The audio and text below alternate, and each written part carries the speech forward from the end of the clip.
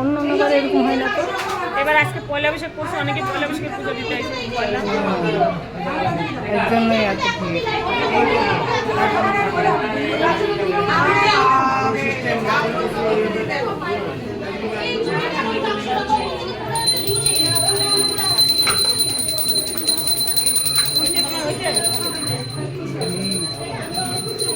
কি পরিমাণে ভিড় আজকে পয়লা বৈশাখ আবার মঙ্গলচণ্ডী, দুটো পুজো একসাথে, এর জন্য এতটা ভিড়।